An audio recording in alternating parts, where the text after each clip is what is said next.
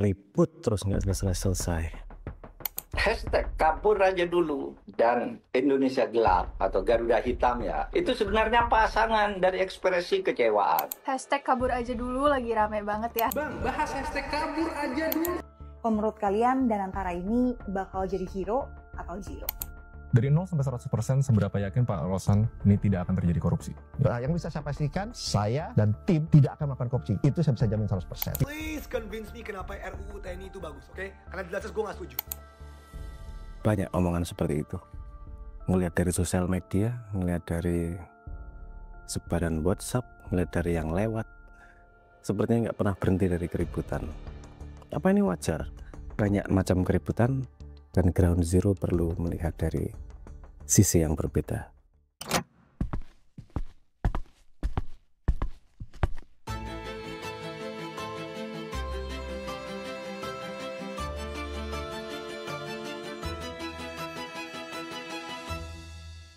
Kita mulai dengan apakah common keributan terjadi itu?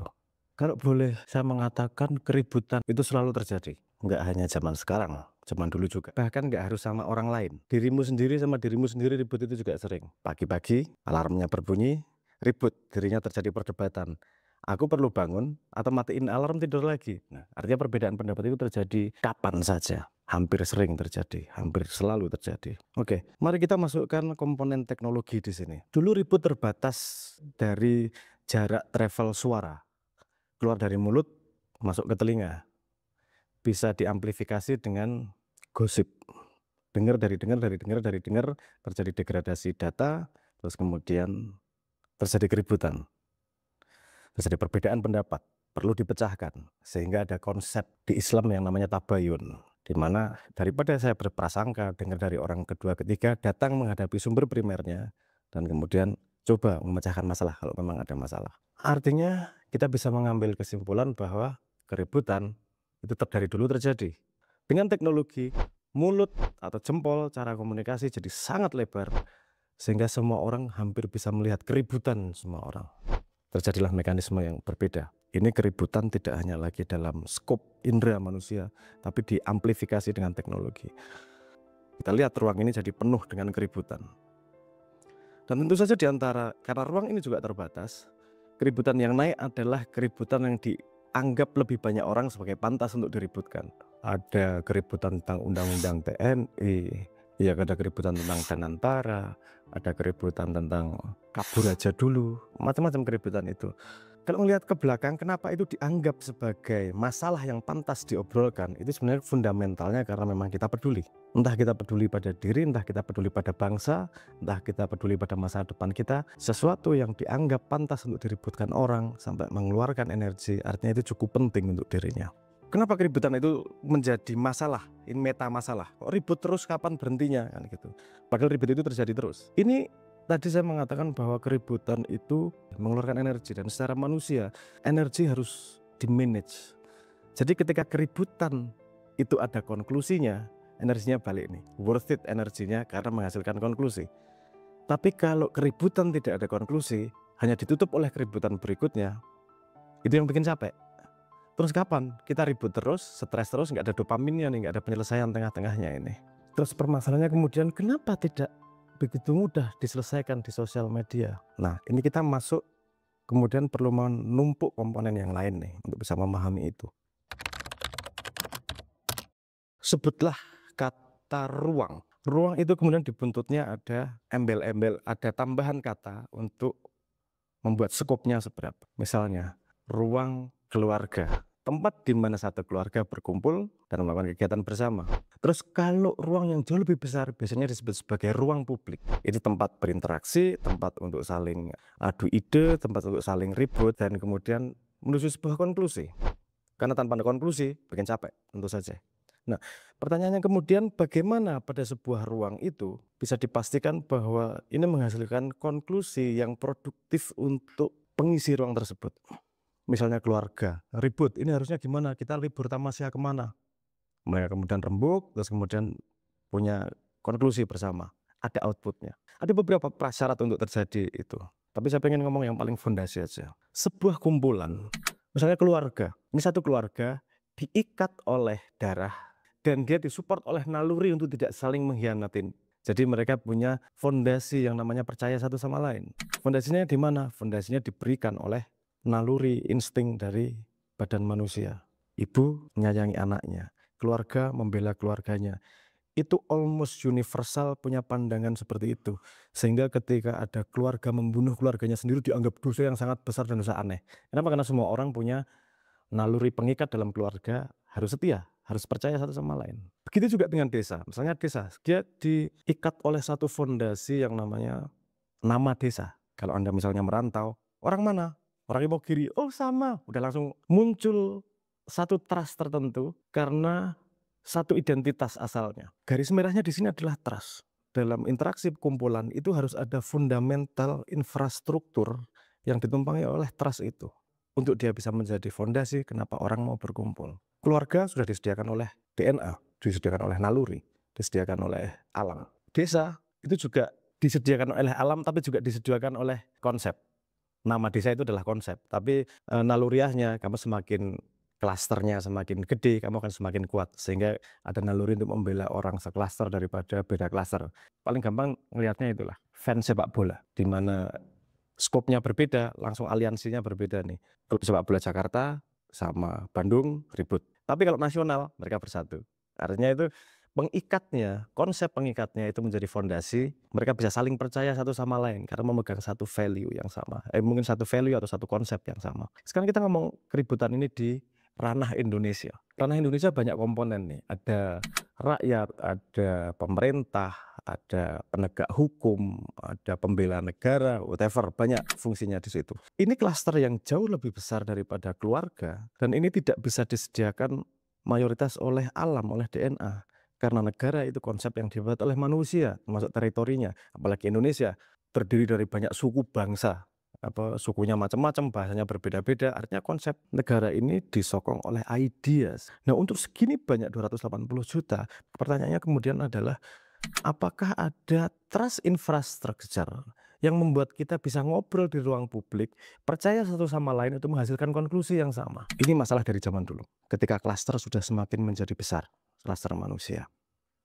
Dulu banget mungkin solusinya adalah mitologi. Raja adalah turunan dari dewa, sehingga kalimatnya adalah absolut. Semua kumpul rakyatnya percaya karena mitologi tersebut. Dia adalah turunan dari dewa langit misalnya. Nggak usah ngomong benar atau salah, tapi itu kepercayaan bersama yang diadopsi oleh para rakyatnya untuk membuat trust infrastructure, untuk membuat ada dasar dari kepercayaan itu diletakkan di mana, bahkan pada mitologi sejak zaman dulu.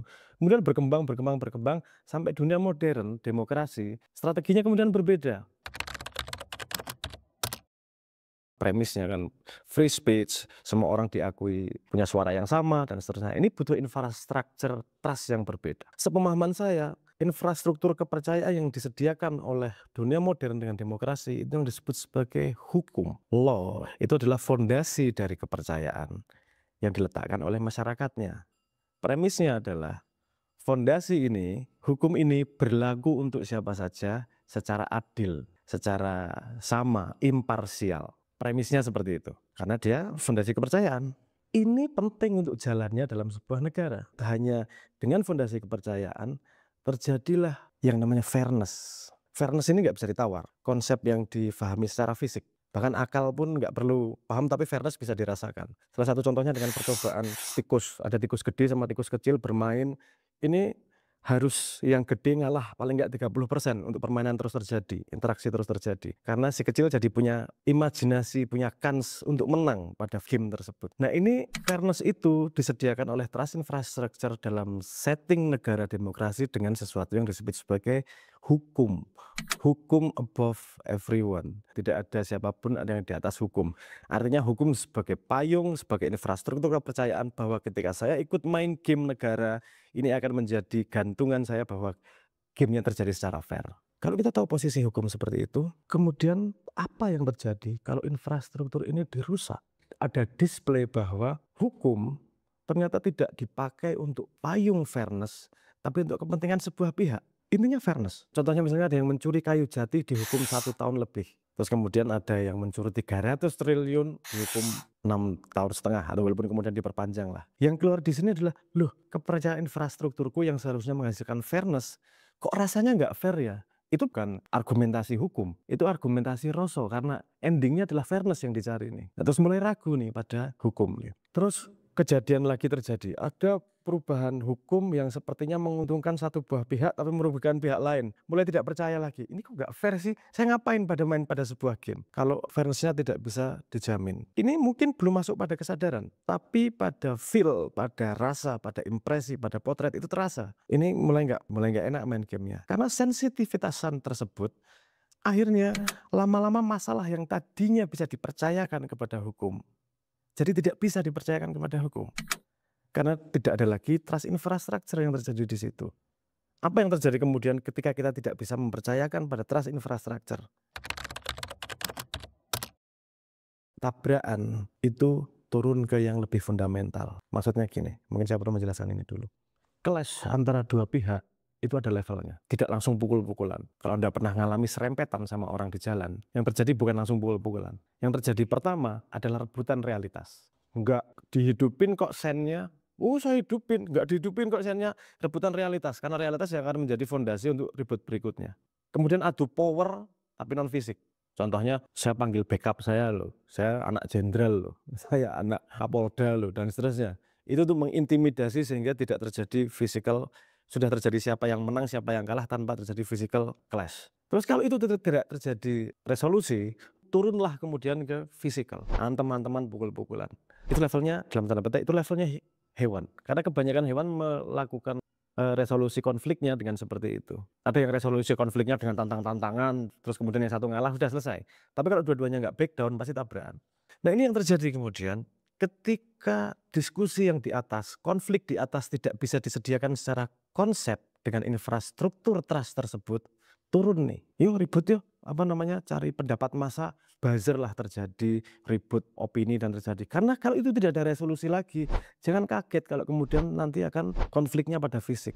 Ini yang harus dihindari. Kenapa? Trust infrastructure itu penting untuk menghindari konflik secara fisik. Sekarang belum fisik nih. Lihat demo. Demo itu terjadi karena pendapatnya merasa tidak didengar, terus kemudian physically turun. Apalagi kalau yang lawannya, mohon maaf, misalnya polisi terus kemudian berlaku kasar kepada para pendemo. Ini akan jadi besar banget. Kenapa? Karena posisinya berbeda nih yang perang nih. Yang demo diri sebagai diri, tapi semua polisi atau tentara atau siapapun yang melawan, ini representasi of states. Kalau yang mukul satu polisi, yang tidak dipercaya bukan satu polisi itu. Kena getahnya itu seluruh institusinya. Ini very very dangerous dan sangat delicate menghadapinya. Butuh orang-orang yang cerdas dan paham tentang delicate-nya situasi ini. Terus kalau kita tahu resikonya bahwa ketika konflik atau perbedaan pendapat tidak bisa dipecahkan pada level diskusi, itu resikonya adalah kemudian dia pada fisik, dan kita ingin menghindari konflik fisik. Apa yang perlu kita lakukan pada level di atasnya? Jangan salahkan masyarakat kalau tidak percaya pada hukum. PR untuk semua pihak. Sebagai bangsa Indonesia, PR kita apa? Tentu tergantung pada Anda duduk di mana dan bisa kontribusi apa. Please jangan menyalah pihak manapun. Saya ngomong ini pada kita sebagai sebuah state yang perlu memperbaiki diri. Saya ingin klarifikasi. Pemerintah itu bukan ketika sekarang yang memimpin ini berarti tidak setuju sama itu. Enggak gitu. Pemerintah itu sekarang ini juga dapat turunan masalah dari pemerintah sebelumnya. Masyarakat kan mengalami Indonesia lebih dari satu pemerintahan, lebih dari 5 tahun, banyak tahun, dan itu banyak bukti di situ. Tapi saya menyimplifikasikannya dengan pemerintah butuh melakukan memastikan bahwa ada infrastruktur yang kita semua percaya, termasuk kamu di dalamnya, di bawah infrastruktur of trust itu tadi. Manusia untuk mau berkumpul satu sama lain itu beneran butuh yang namanya sandaran trust. Tanpa itu energinya akan habis hanya untuk watch their back. Bener nggak aku ditikam nih? Sebuah negara itu paling penting satu sama lain percaya satu sama lain. Saya berkali-kali ngomong sama banyak pihak. Ini memang bukan masalah di depan mata. Ini masalah di belakang layar yang menjadi fondasi dari masalah-masalah yang lain. Karena memang kita tidak punya yang namanya trust infrastructure. Contoh paling sederhana. Kalau Anda punya pengalaman mau naik ojek, itu terjadi perdebatan. Dua-duanya pengen fair dan tidak mau dimanfaatkan satu sama lain. Penumpang curiga apakah saya ditutup atau kasih harga yang unfair, dan si tukang ojeknya juga mencari harga yang paling baik buat dia. Nah, ini lagi-lagi problem trust itu, sehingga terjadi perdebatan. Seperti yang saya katakan tadi, konflik levelnya pertama adalah tawar-menawar nih. Walaupun tidak sampai pada pukul-pukulan, kalau tidak terjadi persetujuan pasti ya pindah gitu aja. Tapi terjadi konflik nih. Konflik itu dengan mudah terpecahkan ketika ada intermediate system nih. Sistem yang menentukan harga, ya dengan beberapa aplikasi ojek, banyak di Indonesia ya, kayak Gojek, Shopee, Maxim, whatever banyak itu ada sebuah sistem yang kedua belah pihak merasa bahwa ini sistem imparsial. Ini diperlakukan kepada siapa saja fair. Mau enggak selesai. Betapa tidak susah sebenarnya. Ini yang disebut sebagai trust infrastructure ini tadi. Nomor 2, tolong sediakan sumber primer. Apa sih susahnya? Kamu seminggu sekali laporan kepada masyarakat kamu ngapain? Jangan ngomong siapa yang akan baca. No, ini bukan urusan siapa yang baca. Urusannya masyarakat punya hak untuk mendapatkan sumber primer, bukan dari sumber gosip apa yang kamu lakukan. Mau dibaca masyarakat, mau nggak dibaca masyarakat, itu terserah. Tapi at least kewajibanmu sebagai penyelenggara negara, at least kasih laporan kepada masyarakat, mengembalikan trust bahwa kamu benar-benar melakukan sesuatu. Apakah masyarakat tidak percaya kamu melakukan sesuatu? Mungkin saja, mohon maaf, mungkin saja. Masyarakat sangat tidak percaya, kamu ngapain sih selama ini? Bisa karena memang dia tidak paham apa yang kamu kerjakan, bisa dia tidak bisa menemukan sumber. Mari kita kecilkan resikonya. Kamu kasih sumber sehingga masyarakat tahu kamu lagi ngapain. Terutama untuk DPR. Kamu tuh dipilih oleh rakyat dan kamu punya tanggung jawab direct ngomong sama para pemilihmu yang kamu wakili itu, kamu ngapain day to day. Kalau argumennya adalah itu terlalu susah, itu terlalu repot, jangan jadi wakil rakyat. Open aja toh.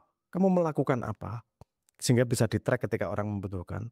Kalau kamu menghadapi kesulitan, itu kesulitan kita bersama, bukan hanya kesulitanmu. Kalau kamu berprestasi, kamu pantas ditepuk tangani, tapi konsisten komunikasinya. Ini penting untuk mengisi ruang publik dengan sumber primer. Kalau tidak ada sumber primer, jangan marah kalau spekulasi keluar dari para media massa ataupun para buzzer-buzzer. Karena memang tidak ada sumber primernya. Kalau ada sumber primer, bahaya membuat spekulasi. Karena mudah dipatahkan oleh sumber primer. Easy dilakukan, urusannya mau atau tidak. Kalau 3 tahun yang lalu saya ngomong mungkin susah.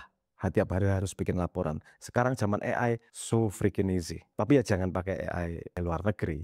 Itu juga pertahanan nasional kita itu jangan sampai dengan mudah datanya diambil ke sana. Tapi intinya adalah ruang publik butuh sikap itu.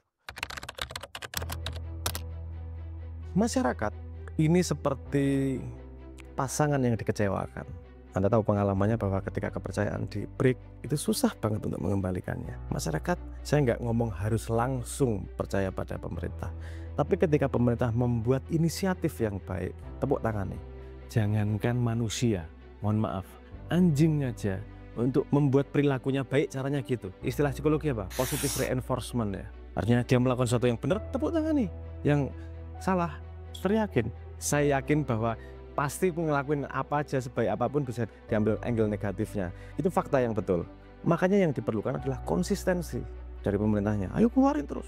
Jadi tidak dilihat hanya sebagai satu event, tapi memang bagian dari konsistensimu dengan tanggung jawab yang diberikan kepadamu. Yang perlu dilakukan rakyat kemudian adalah menghargai sumber-sumber primer. 1, kalau memang disediakan. Nomor 2, lebih kritis berpikir. Nomor 3, memastikan kenapa kita mau terlibat dalam keributan. Apakah cuman seperti pohon yang ditiup angin, karena anginnya besar ya kita ikut belok, ataukah seperti hewan yang karena nalurinya lagi pengen terpuaskan dia kemudian ikut terlibat, atau seperti manusia yang tahu bagaimana mengeluarkan energinya untuk memecahkan sebuah masalah apa. Indonesia tidak mudah posisinya sekarang dari hampir semua sisi, populasi, ekonomi, politik, geopolitik dunia tidak sedang baik-baik saja, tidak hanya Indonesia. Artinya kita sebagai masyarakat perlu melatih menggunakan energi dengan efektif, efisien. Ikut terlibat pada keributan yang kamu memang tahu, paham, dan pengen memecahkan masalahnya. Cleankan niatnya. Kamu ngeluarin energi buat apa? Buat kepentingan pribadi, kepentingan bersama, kepuasan pribadi, atau pengen solving problem. Karena in the end, kamu akan dihargai sekitarmu, kamu akan dihargai oleh kumpulanmu kalau kamu memang bisa kontribusi. Kontribusinya gimana? Memecahkan sebuah problem. Makanya dilatih terus ya. Ribut akan terjadi terus, pasti. Yang perlu kita lakukan adalah memastikan bahwa semua keributan itu bukan wasted energy, tapi energi yang memang kita keluarkan untuk memberi sebuah hipotesis solusi minimal. Kalau bukan solusi langsung, tentu saja video ini nanti juga akan banyak yang membantah. It's okay. Saya kasih tujuan di sini. Kalau mau membantah biar ada koridornya. Obrolan ini mencoba melihat fondasi agar bisa memecahkan masalah lebih efektif di Indonesia. Ini bukan tentang masalahnya itu sendiri. Artinya things that make the things. Di sini pengen mencoba membuat hipotesis bagaimana cara memecahkan masalah yang tidak akan berhenti datangnya. Balik itu tadi. Yuk, save energy, wise menggunakan energi. Hidup kita semua terbatas. Kita semua punya peran. Ambil peranmu dan gunakan energinya secara efektif untuk mengargumentasikan nanti suatu hari ketika kamu ditanyain, kamu dikasih hidup buat apa? Semoga bisa menjawab kita semua.